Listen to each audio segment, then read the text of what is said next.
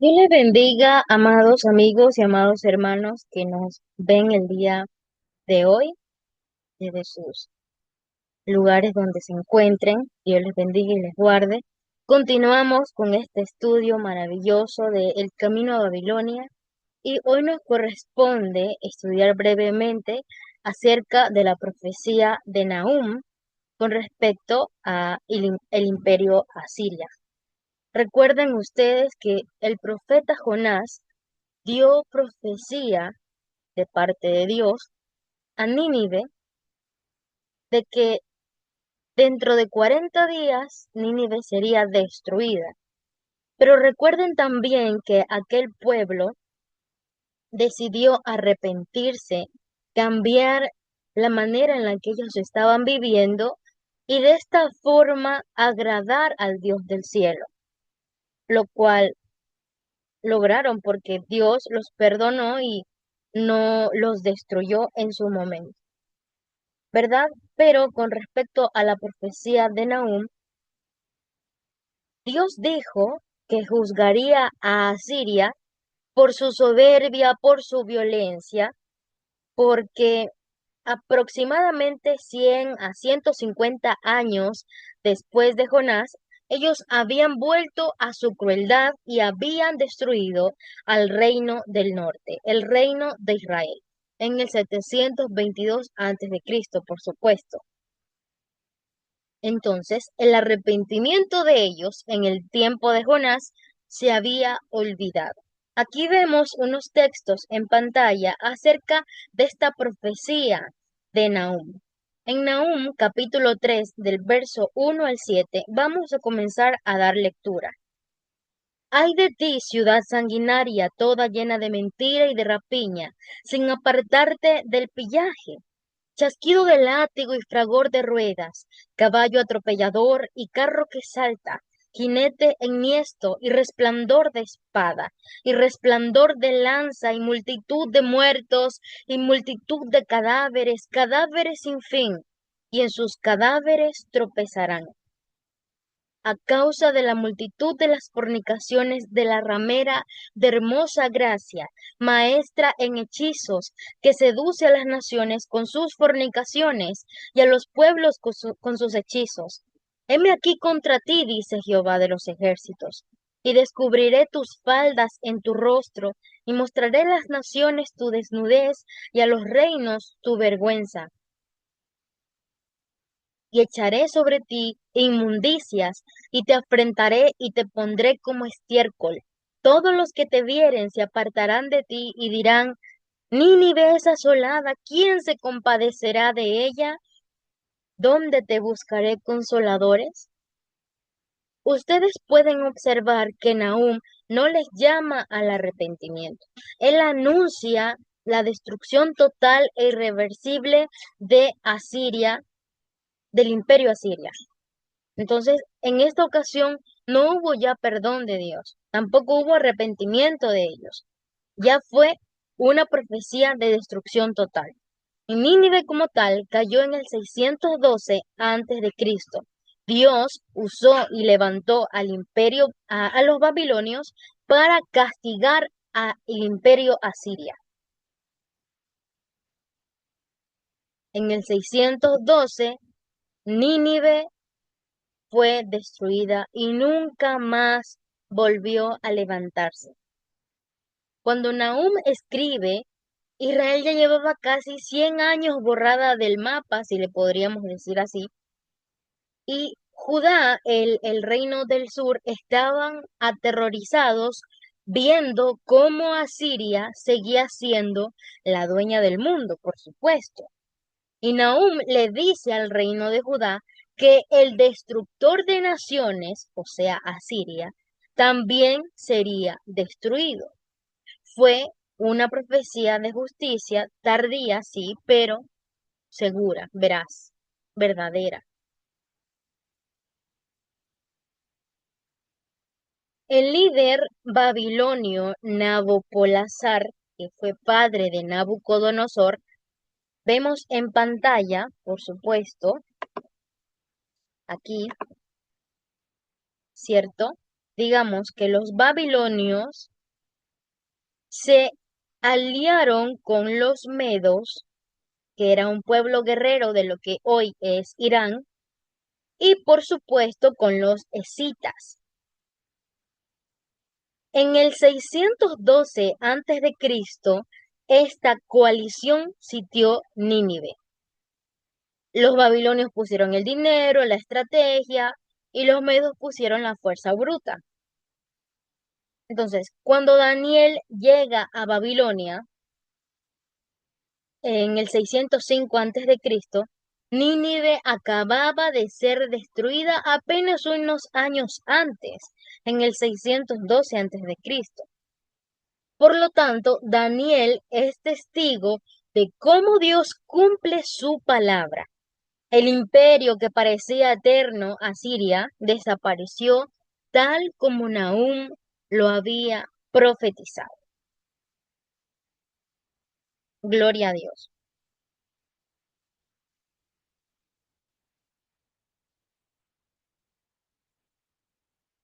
Continuamos con este estudio y habíamos mencionado que los babilonios fue quien se levantó contra Asiria. Por supuesto, vamos a hablar del imperio Babilonia. El imperio neobabilónico o nuevo imperio babilónico comprende del 625 al 539 antes de Cristo. El mapa que ven en pantalla, todo lo que está en color celeste, es lo que corresponde al imperio neobabilónico. Entonces, tras la destrucción del imperio asirio por los babilonios y los medos, el control total de Mesopotamia y de la costa mediterránea quedó en mano de los babilonios. Su gobernante más destacado fue Nabucodonosor II, y obviamente su periodo comprende del 605 a.C. al 562 a.C. En este momento, en Asia Occidental existían otros dos imperios y reinos. Vemos aquí en pantalla el imperio Medo o el reino Medo y el reino de Lidia. A ellos habría que sumarle también Egipto, que está en la parte de aquí abajo, ¿verdad? Los egipcios. Entonces, Babilonia siempre había sido un centro cultural importante, pero estaba bajo el yugo asirio. Y Nabopolassar, el padre de Nabucodonosor, se rebeló contra los asirios moribundos que quedaban y formó una alianza con los medos, con lo cual se da la batalla de Carquemish en el 605 a.C. En esta batalla, el joven príncipe Nabucodonosor derrotó definitivamente a los restos del ejército asirio y a sus aliados egipcios. Carquemish, como ven aquí en pantalla, Carquemish no era una ciudad egipcia, sino que Egipto la ocupó militarmente.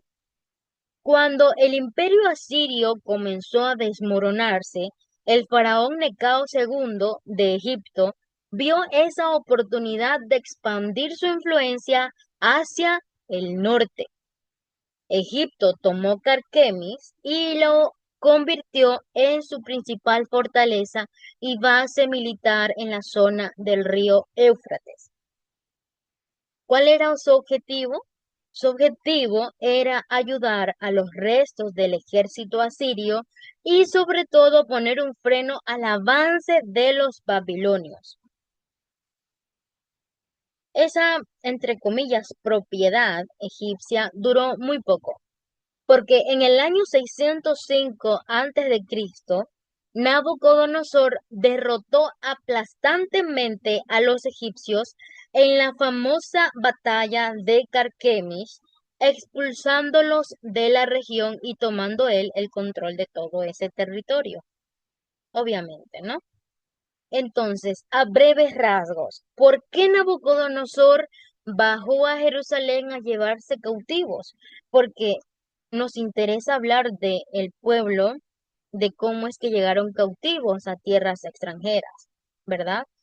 Entonces, ¿por qué Nabucodonosor bajó a Jerusalén a llevar cautivos? No es que haya sido un evento, un solo evento, sino que fue un proceso de castigo y de control político. En sí, hubo tres razones principales. Primero, Jerusalén, el reino de Judá, estaba en medio de la pelea entre Babilonia y Egipto. Entonces, mire, aquí tenemos a Egipto en la parte, digamos, si el mapa está norte, sur, este y oeste, en la parte del sur vemos a Egipto, por decirlo así, y a Babilonia la encontramos en este lado del mapa, ¿verdad? Y de Egipto a Babilonia había un largo recorrido. ¿Quién estaba en medio de ese camino? Estaba Judá, Jerusalén, ¿cierto? Entonces, cuando Babilonia derrota a los egipcios acá arriba, en la batalla de Carquemis en el 605 a.C., a Judá no le tocó de otra que pagar tributo.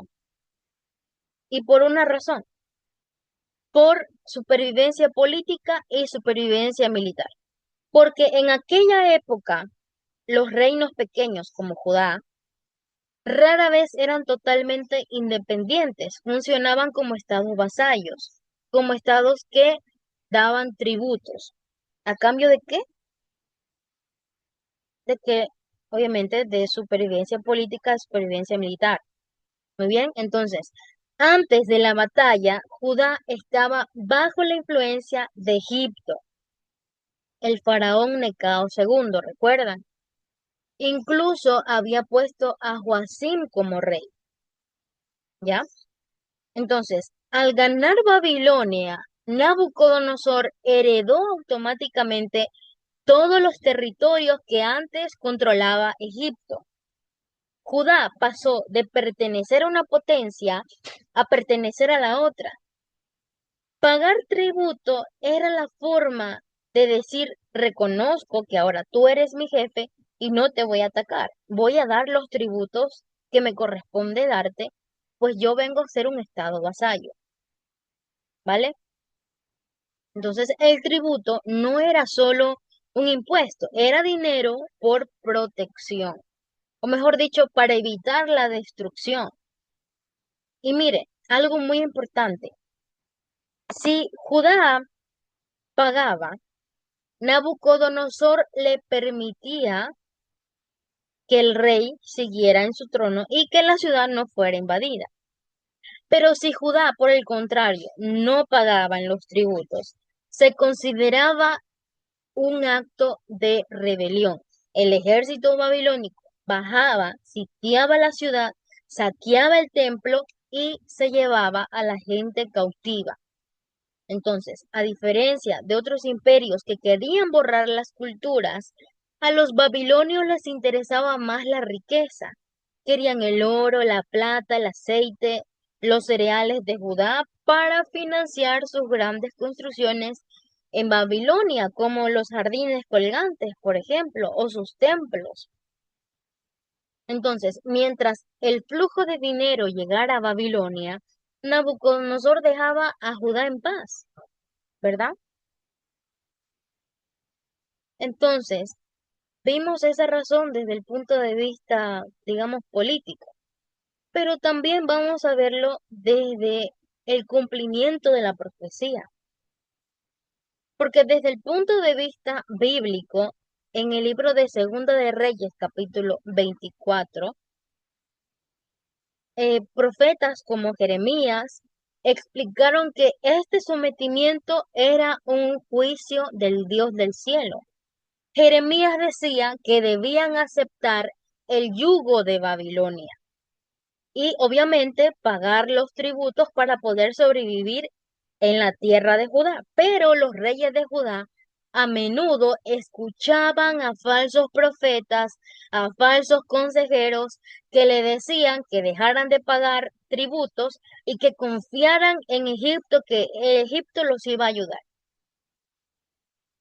Entonces, fue precisamente porque el rey Joacim decidió dejar de pagar tributo después de 3 años que Nabucodonosor regresó a Jerusalén, lo que dio inicio a las deportaciones donde se llevaron a Daniel. Entonces, usted preguntará, ¿por qué Judá estaba en medio de la pelea entre Babilonia y Egipto? Si Babilonia está acá arriba y Egipto está acá. Bueno, observaremos en este mapa por qué Judá no tenía de otra, no tenía escapatoria. Cuando digo que estaba en medio, me refiero a una situación geográfica y política muy peligrosa. Veamos este mapa de aquí.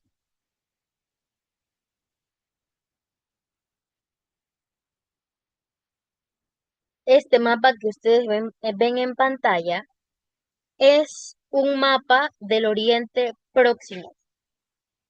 Al suroeste,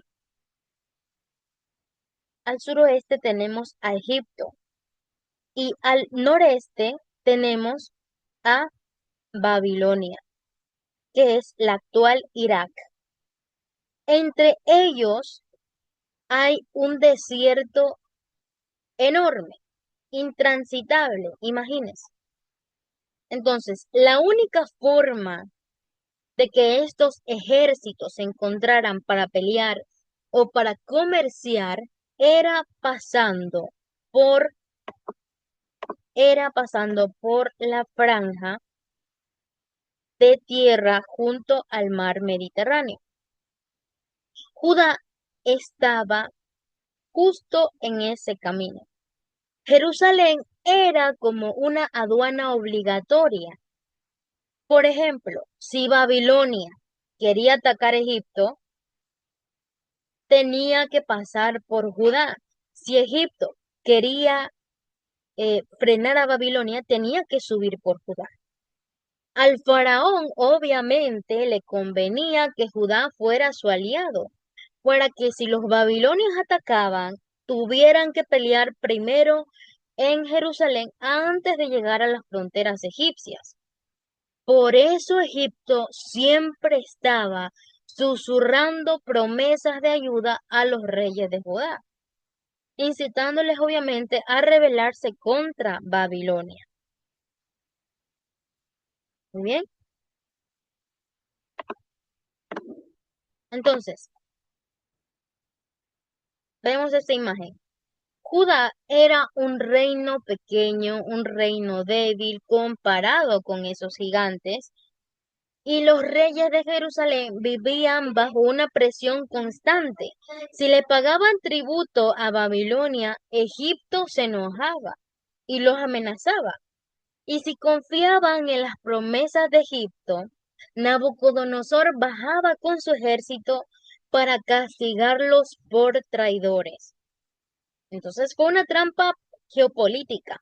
La Biblia narra cómo profetas como Jeremías le advertían al rey de Judá que no confiara en Egipto, que era como un bastón de caña rota, que no confiara en Egipto, sino que se sometiera a Babilonia como parte del juicio de Dios. Pero los reyes prefirieron jugar a la política de alianzas y eso terminó en la destrucción de la ciudad en el 586 a.C. Y Nabucodonosor no se llevó a cualquiera al principio, en la primera deportación, se llevó a los jóvenes más inteligentes, a nobles y fuertes como Daniel, sus amigos. Entonces, el objetivo de Nabucodonosor o del imperio babilonio a llevarse a esos jóvenes inteligentes, a los nobles, a los fuertes, ¿verdad? Era debilitar a Judá, dejándolos sin líderes, ni artesanos talentosos para que no pudieran reconstruirse o rebelarse de nuevo. Y de esta forma fortalecer a Babilonia usando ese talento para administrar su propio imperio. Entonces, como los reyes de Jerusalén no aprendieron la lección tras las primeras deportaciones, Nabucodonosor finalmente regresó en el 586 a.C., destruyó la ciudad, destruyó el templo y se llevó a casi toda la población restante. Fue muy grato haber compartido con ustedes este momento de estudio bíblico, el camino a Babilonia. Y por supuesto, nos queda aún un largo camino por recorrer. Suscríbete para ver más videos. Dios te bendiga.